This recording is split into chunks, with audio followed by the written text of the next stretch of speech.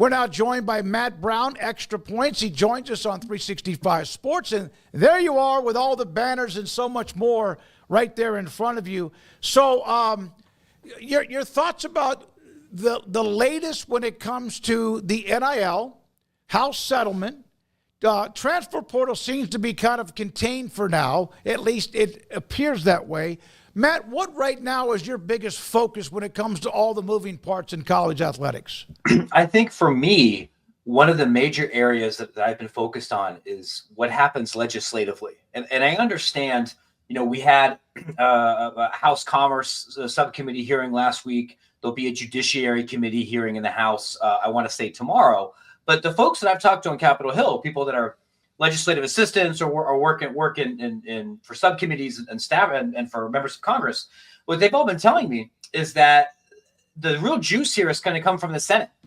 And Senator Ted Cruz, who leads the Commerce Committee, is expected to share some proposed legislation in the next couple of weeks. That might be before the Final Four. It might be kind of tied to around that area. And that's really the signaling bill that's going to shape whether Republicans in the House and the Senate can cobble together enough votes to give the NCAA a modicum of what they want. And what they want is clarification that athletes cannot be considered employees, regardless of what future courts might say, and to have at least a limited antitrust exemption that would allow the NCAA to enforce some of the NIL-related rules that keep getting smashed in court right now for being unfair restraints of trade. None of this was possible or was going to happen under a divided Congress. But Republicans control everything right now. And there's some optimism in the Republican side that they can get enough Democrats to get to 60. And if they can't, there are ways around that to make this becoming a bill. So that's the biggest thing that I'm watching, because whatever else happens with the NCAA or other court system has the potential to be rendered moot if the House, Senate, and the White House can get on the same page. So, Matt, you had a newsletter last week talking about how it's kind of time to start maybe paying attention to some of these things a bit more. Does it feel like there's actually strides being made? It's not just spinning wheels of here's another meeting and here's another government thing. Are we actually getting somewhere, do you feel like, at this point? It's interesting, because if you just watch the hearings, which is not something I recommend anybody do unless you are being paid to watch the hearings like I am. I will take that arrow for you guys, right? Thank you. If you watch them, they all look the same. Even the one that was last week, run by the Republican-held House, looked and sounded pretty similar to the ones when the Democrats held the Senate and we had divided government. That what people who actually work on this stuff tell me is, look, there's some things you're going to see that are just for TV. We have a bunch of new House members in a lot of these committees, and they don't pay attention to college sports. They're going to ask dumb questions.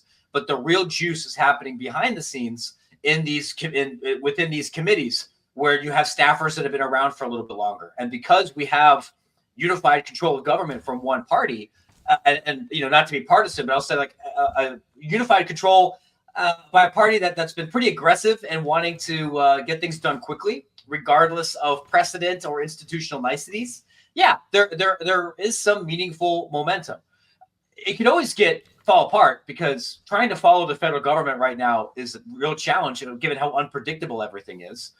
There could be another crisis in 2 weeks, and suddenly that's more important than anything that's happening in college athletics. But there is a far greater chance of an actual bill getting out of subcommittees and reaching a floor vote now than there was at any time over the last 3 years. Matt, what would you say of those who are in these hearings or these meetings? How many of the congressmen understand what the hell they're talking about? Very few.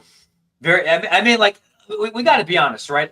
There's not a huge cross section between the kinds of people that win re-election multiple times in the House or Senate, whether you're a Democrat or Republican, and the number of people that have pounded multiple beers at a tailgate.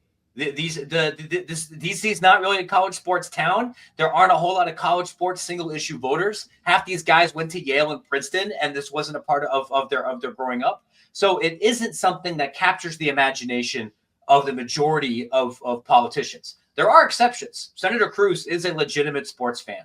Congresswoman Trahan from Massachusetts, who's been a mainstay at these hearings, played collegiate volleyball at Georgetown and has been very animated in following the nuts and bolts of these issues. So there's been a couple of lawmakers on both sides that I think have acquired some of this knowledge, but this is not something that I would say your median member of Congress was elected to look into or really personally cares about very much. Matt, what did you think of the ACC news last week, them coming to an agreement, settlement? I mean, I think the settlement part, people thought that was most likely just there was no timetable, really. We didn't know when or what or where, but now we do. Now we have a much clearer picture, although there's still some unanswered questions in the years to come. But what did you make of all that came out of that last week? Part of me, read all of that and thought, what a waste of time and human capital and resources over these last 3 years to be tied up in litigation in 3 different states, only to reach a solution that was pretty similar to what Florida State had proposed initially, moving in a direction that gives unequal revenue for teams that are on television more, is certainly a slap in the face to the Wake Forests and Boston colleges of the world. But it's better to lose a little bit of money now than be Oregon State or Washington State and be removed from a league entirely because all the big institutions left. I understand why there's a lot of folks that look at that settlement and decide, all right, well, this is fine for a few years, and then in 2030, Florida State and Clemson and who else will leave to the SEC or Big Ten, and that'll be that for the ACC. Maybe that happens, but there's so much else that's uncertain and flying around right now. I don't even know if the Big Ten or SEC exists in 2030. Maybe we have a super league by then. Maybe we don't have a Big 12 at that point. Maybe Canada counter invades us and we're all playing in a league with McGill. I know what I'm having for lunch tomorrow. I know what I'm writing in a couple of days. I feel reasonably certain about how this industry works in like 2 weeks. In 5 years, I think there's almost nothing that I would take for granted and say I'm very confident that this will still happen. So I have no idea what this league looks like or how we're consuming sports in 5 years. There were some reactions to the settlement that actually Florida State and Clemson got more than even they asked for from the settlement itself. Did you dig that deep into it, or really did anyone win other than Florida State and Clemson, and did they win too? What's up? We outside. Having fun doing what I want, cause you know the sun beating down kinda like a drum. Look how I do it. Look how I do it. Another beautiful day out there, folks, so get out there, but don't forget your sunscreen. UV I just wanna have a good time. It's all on me. Pleasure's mine. The weatherman said it's the right time, so we gon' get it jumping till the night time. We gon' get it. We gon' get it. We gon' get it. We gon' get it. We outside. Yeah, I might just take a dive with it, feel alive with it, ride with it, cause I'm fly with it. Loud with the trouble, loud with the bass. No clouds in the way, smile on my face. Look how I do it. Look at me, look at me, look at me splash. Look at me, look at me, look at me splash. Look at me, look at me, look at me splash. Look at me, look at me splash. Oh, I mean, a lot of attorneys made a lot of money through all of this, through motions and counter motions in North Carolina and Florida, and I think this was definitely good news for some elite law firms in those 3 states. I think Florida State and Clemson probably won more. If anything, I think the biggest winner is a school like North Carolina that agreed with a lot of the legal arguments being pushed by Florida State and Clemson, is arguably a more attractive realignment piece than Florida State or Clemson, and didn't have to file any of those lawsuits. They didn't nuke any political capital they had with the rest of their ACC peers. They just kind of got to shut up and let Florida State take all the slings and arrows for everything. I think Miami's kind of in a similar boat where both of those schools are going to have an easier time finding another major conference home than FSU or Clemson. And in the short term, the angry schools are going to get more money, even if they're not very good at football, which is what they wanted. Whether this will be able to pry them out of their conference agreement in 4 or 5 years, I really don't know, which I know makes for terrible sports radio. Are you somebody who believes in revenue sharing? I mean, as far as like it's spreading, I mean, we've seen it before. That's the thing is like, hey, is this going to go everywhere? It's like, well, we had seen it. We've seen it in the Big 12. We've seen it elsewhere. And some could say you're seeing it right now with schools coming in with lesser shares, at least initially in conferences. So is this just something being made out of nothing, or is this something that you think becomes more pervasive throughout college sports moving forward as the Ohio States feel, as many people use the example of like, we don't need to make the same amount of money as Rutgers on the surface? It's a really good question. And you're right. This is not novel, right? The primary example, I think, over the last couple of years was the Big 12 with Texas and with Tier 3 revenue rights. And one school gets the Longhorn Network, and other schools are, throwing their stuff on pay-per-view or sub-licensing it to local NBC affiliates, and there's a huge revenue gap. We saw it with the Mountain West, where Boise State was able to leverage superior revenue sharing through their dalliance with the American Athletic Conference, and that led to lawsuits, and eventually that league fell apart. We saw it with the WCC, with Gonzaga being able to keep more money what they earned from their NCAA tournament shares. And, well, they're not in the WCC anymore. So there's a lot of examples of somewhat similar situations, and they rarely line up with long-term stability, which is part of the reason why leagues that can afford to do it try to do everything completely uniform. I wonder whether that remains the case in the Big Ten or the SEC. And I think it's harder to do this in the SEC because I think that's a more top-heavy league, right? With the Big Ten, you can pretty conclusively point to Ohio State and Michigan as driving more brand value than anybody else. And Ohio State, Michigan, USC, Oregon, Penn State being a pretty significant separation from the rest of the league. In the SEC, I don't really think that's the case, where you can really have, I think, 7 or 8 schools that could very credibly say, no, we are a heavyweight. We are ones that are driving the most value. We're the ones that bring in $200 million plus athletic department. And I don't know if you could take enough money from Vanderbilt, Mississippi State to make the math work for everybody. It might just be easier to kick out Mississippi State. I have not heard anything directly from an AD or a president that makes me think that anybody in either of those two leagues is pushing for this, but they'll certainly be watching what happens with the ACC over the next couple of years. And I wouldn't be shocked if somebody at Ohio State, Michigan floated that idea in 2028. Matt, I was kind of decompressing and out of pocket for a couple of days, but Friday, the story about the American Athletic Conference came down 3 years, minimum $10 million. And I just kind of saw that. And initially I was like, is that $10 million a year? And then I read it. Then I saw your tweet. Yeah. And I had the reaction to you without really digging in or getting information in front of me. That did seem to be a smaller number than I would have expected.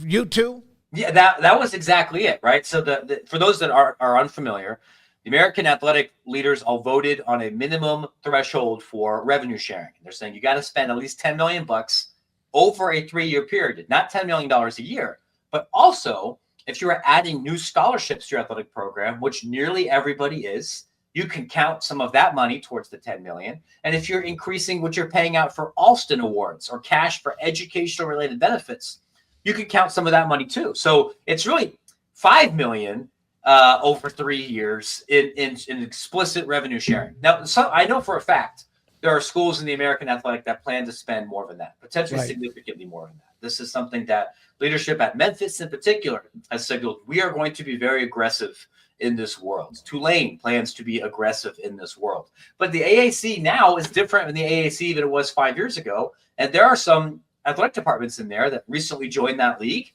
that are still on partial shares that have very little money to share. And I think that's actually a useful framework to think about what revenue sharing looks like outside of the A4 and maybe the Big East. Just about everybody in the country is saying they're opting in. There's a couple of notable examples otherwise with North Dakota State, North Dakota. You're going to see some schools in the OVC and the Southland and the SoCon say they're not going to opt in. But by and large, just about everybody is. But most people don't have actual revenue to share. You can't share $20 million with athletes if you don't make $20 million. And a lot of these places don't.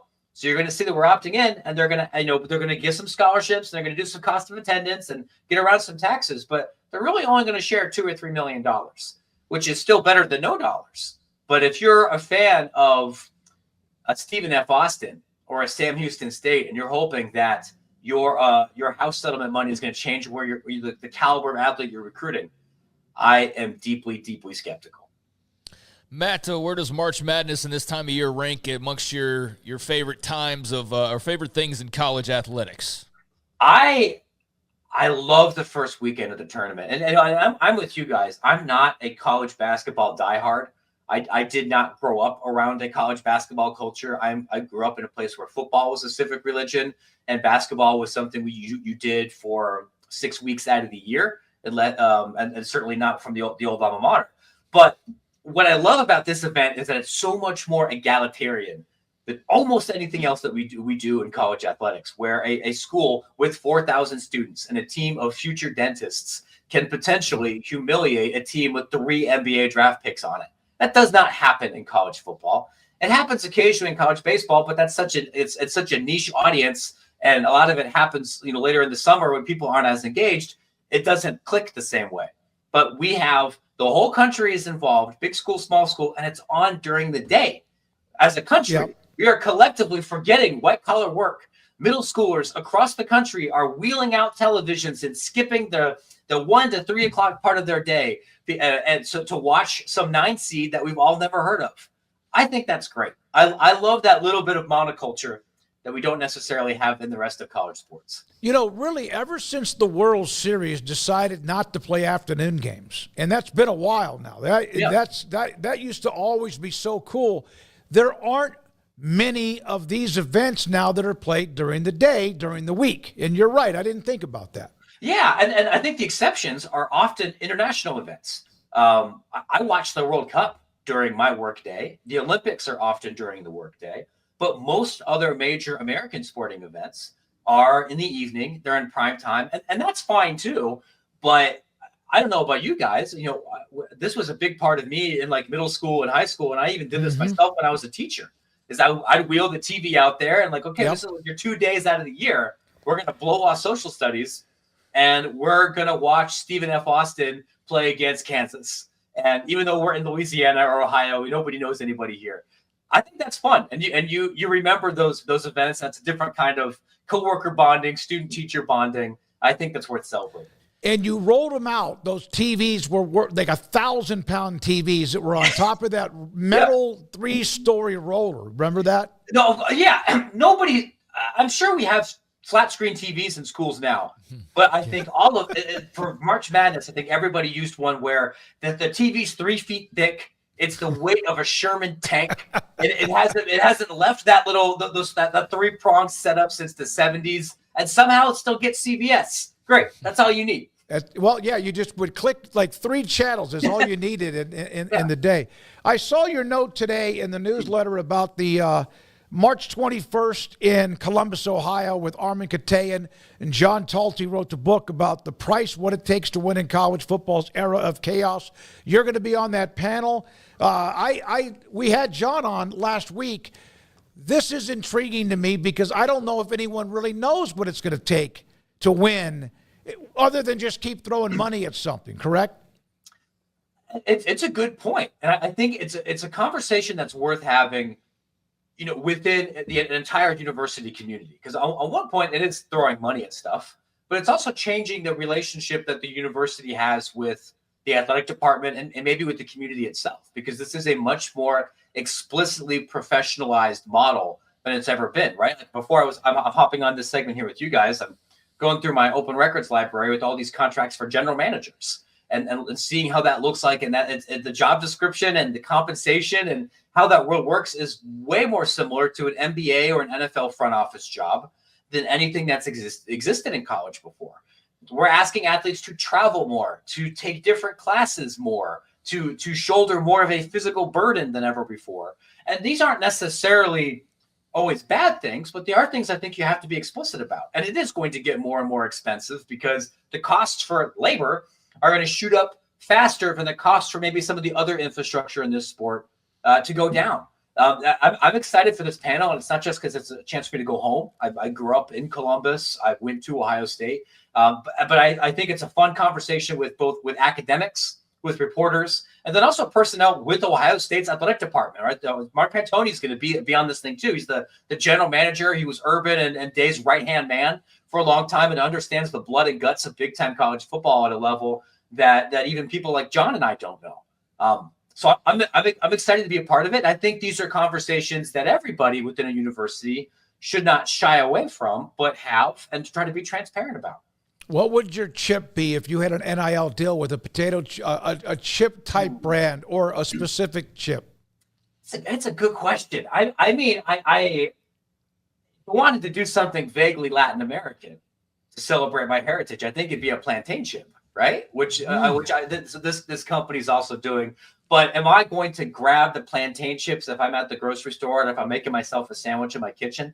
Don't tell my cousins, but probably not. I gotta admit, like I wrote about this here today. And I'd actually be fascinated to kind of hear about what this might look like in your market, because this company that's setting up athletes to endorse chips or snacks or like frozen pizzas, it's mostly in Syracuse and Columbus and in St. Louis and a lot of these northern areas here.